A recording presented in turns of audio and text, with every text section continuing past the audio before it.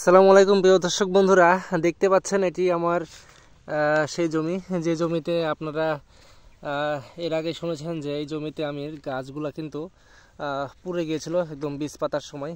তো সেই জমির গাছের কিন্তু কন্ডিশন আপনারা দেখতে পাচ্ছেন, গাছের কিন্তু কন্ডিশন মাশাআল্লাহ একটু চেঞ্জ হয়েছে। তবে এই দু একটা করে যে এই পোকাগুলো দেখা যাচ্ছে, এগুলো কী পোকা আমি জানি না, এই সম্পর্কে আমার কোনো আইডিয়া নাই। তো দেখতেই পাচ্ছেন শুধু এই লাইন না, প্রত্যেকটি লাইনের গাছের কিন্তু একটু দেখতে ভালো লাগছে, কন্ডিশনটা চেঞ্জ লাগতেছে। তো আশা করি বুঝতে পারতেছেন কেন চেঞ্জ লাগতেছে। আমি পরপর যে 2 দিন আমার এই গাছে কিন্তু স্প্রে করেছি। আপনারা জানেন যে গতকালকের আগের দিন আমি সাদা মাছির এবং লাল মাকড়ের জন্য স্প্রে করে গিয়েছি, এবং তার আগের দিন আমি কিন্তু গাছের একটি পিজিআর দিয়ে গিয়েছি। তো আপনারা চাইলে কিন্তু এই পিজিআর সম্পর্কে আমার কাছ থেকে আরও জানতে পারেন, যেহেতু আমি এই পিজিআরটা ব্যবহার করেছি এবং আমাদেরকেও বলেছি যে ব্যবহার করতে। আপনারা চাইলে এই পিজিআর সম্পর্কে আরও ডিটেলস সম্পর্কে জেনে নিতে পারেন এবং এর কি কাজ সেটাও জানতে পারেন। দেখেন একটা জিনিস, দেখেন গাছের কিন্তু লম্বা বা যে ছোট হয়েছিল সেই সমস্যাটা কিন্তু আর নাই মনে হচ্ছে। দেখেন শশা গাছ কিন্তু দিন যায় বা 24 ঘন্টা যায় কিন্তু বড় হয়। দেখছেন এই যে মাথা কোঁকড়ানো ছিল, এগুলো কিন্তু ক্লিয়ার হয়ে যাচ্ছে আমার কাছে যেটা মনে হচ্ছে। আর সাদা মাছি ওরকমভাবে আর কি নাই। মোটামুটি আমার গাছের কন্ডিশন এখন কিন্তু ভালো লাগছে। এই যে দেখেন গাছের কিন্তু একটু যে বাড়ন্তি শুরু হয়েছে, যেটাকে বলা হয় মানে বড় হওয়া। এটাতে এখন আমি মাচা দিয়ে দেবো ভাবতেছি, যেহেতু গাছ এখন বড় হয়ে যাচ্ছে একটু মাচা দিয়ে দেবো। এই যে গাছের কিন্তু আঁকুড় না শুরু হয়েছে, আর এই আঁকুড় না শুরু হলেই কিন্তু গাছ দ্রুত বড় হয়ে যায়। আপনারা জানেন এই যে প্রত্যেকটি গাছ, আরে 2-1টা করে মাকড় কিন্তু এখনও দেখা যাচ্ছে।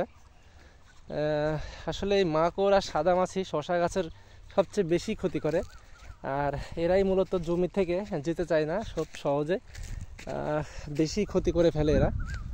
তো দেখেন এই যে এরকম কোঁকড়ানো গাছ কিন্তু মাকড় সাদা মাছি থ্রিপসের কারণে হয়ে থাকে। তো আশা করছি এই সকল সমস্যাও সমাধান আমি করে ফেলবো ইনশাল্লাহ। তো যে ওষুধ স্প্রে করেছি এটা দেখা যাক এটা কেমন রেজাল্ট করে।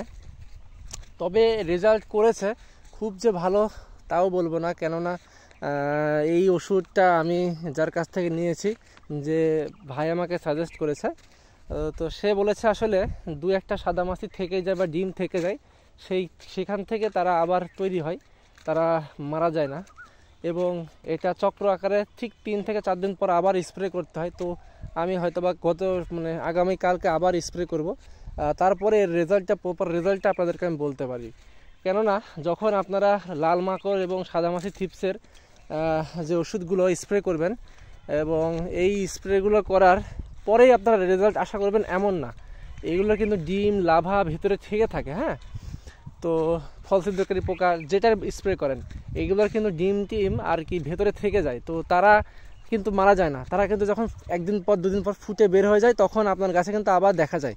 তো এর ফলে আপনারা ওই স্প্রে করার ঠিক 3 থেকে 4 দিন পরে আবার এই সেম স্প্রেটা একবার করতে পারেন, তাহলে আপনারা রেজাল্টটা দেখতে পারবেন যে কেমন রেজাল্ট হচ্ছে আপনার সেই ওষুধের। তো এই হচ্ছে আজকে আমার কন্ডিশন আমার এই গাছের, এবং আমার যে পিজিআরটা ব্যবহার করেছিলাম সেই পিজিআরের রেজাল্ট কিন্তু আমি পাচ্ছি। দেখেন আমার গাছ কিন্তু ভাই এই যে একটা কুশি, এই কুশি নিয়ে কিন্তু বড় হয়েছে এই 3 দিনের মধ্যেই কিন্তু।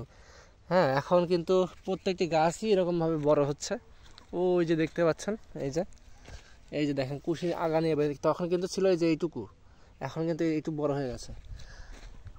তো আশা করছি এখান থেকে আমার গাছ 70% গাছই রিকভার হয়ে যাবে। তো যেগুলো হবে না সেগুলো তো হবেই না। দেখেন এই জমিটা হচ্ছে শুকনো, আজকে সেচ দেওয়ার কথা ছিল, তো যে সেচ দিবে সে এখনও আসে না এখানে সেচ দিতে। তো দেখা যাক কি হয়, সেচ দেয় কিনা আজকে। আর আপনাদেরকে আমার প্রত্যেকটা জমিরই আপডেট দিতে থাকি, এবং আমার যে আরও যে ভাই আছে, আমার যে কাছের বড় ভাই আছে, তাদের জমিগুলোর কিন্তু আমি আপডেট দিয়ে থাকি আপনাদেরকে। যেহেতু আমাদের এখানে বেশ অনেক প্রজেক্টই চলে, তো সব জমি কিন্তু আমার না, কিন্তু আমি কিন্তু প্রত্যেকটা জমিতে কি স্প্রে হচ্ছে বা কখন কি করা হচ্ছে সব কিছুই কিন্তু আমি জানি, কেননা আমরা সবাই একসঙ্গেই মিলেমিশে এই কাজগুলো করি। তো আপনারা আমাদের থেকে হয়তোবা ভুল সাজেশন পাবেন না, কিন্তু রেজাল্ট হবে না এমন কোনো কিছু পাইতে পারেন, কেননা রেজাল্ট তো আমারও হচ্ছে না। আমি তো এই যে ওষুধগুলো ব্যবহার করছি এর মধ্যে সবগুলোই ভালো না, তবে যেগুলো ভালো না সেগুলো পরবর্তীতে কোনো সময়ই আর আমি ব্যবহার করি না এবং মানুষকেও কোনো সময় বলি না সাজেস্ট করার জন্য। তো সকলে ভালো থাকবেন, সুস্থ থাকবেন, আমার চ্যানেলটি সবাই সাবস্ক্রাইব করে রাখবেন যেন পরবর্তীতে আমার ভিডিওগুলো আপনারা দেখতে পান। এবং এই যে ভিডিওগুলো বানাই, এই ভিডিও বানানোর কিন্তু ভালোই কষ্ট। আসলে কৃষিকাজের পাশাপাশি এগুলো করছি কেননা আমার দেখে যদি একজন উপকৃত হয় অবশ্যই আমার ভালো লাগবে এবং তারও উপকার হবে এবং সে আমার জন্য অবশ্যই দোয়া করবে মন থেকে।